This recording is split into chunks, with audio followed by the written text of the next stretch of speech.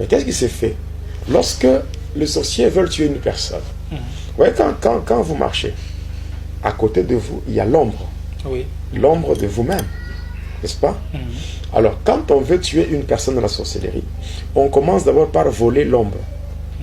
Une fois que l'ombre est volée, c'est ainsi qu'on peut envoûter une personne, on peut lancer des sortilèges, donc jeter des mauvais sorts, ou bien on peut chercher une circonstance pour que le décès soit concrétisé. Alors, dès que la personne meurt, en réalité, la personne n'est pas encore morte.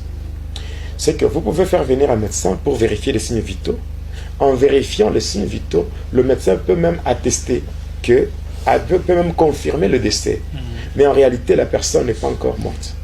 Donc, qu'est-ce qui va se faire? Lorsque la personne sera enterrée, qu'est-ce qui va se faire? La nuit, tous les sorciers qui étaient dans le complot, tous ceux-là qui ont orchestré la mort de la victime, vont se réunir au cimetière. Et là, au cimetière, ils vont entourer la tombe de la victime. Et quand ils entourent la tombe, on va donner au sorcier qui a fait le sacrifice, on va lui donner un fouet. On appelle ça le fouet d'appel. Et lui va frapper sur la tombe à 3 reprises. Et après la troisième fois, la tombe va s'ouvrir. Et la personne qu'on a enterrée, cette personne va sortir. Dès que la personne sort, on va prendre l'ombre qui avait été volée. Et cette ombre sera remise à la personne. Alors, une fois qu'on remet l'ombre, la personne devient consciente.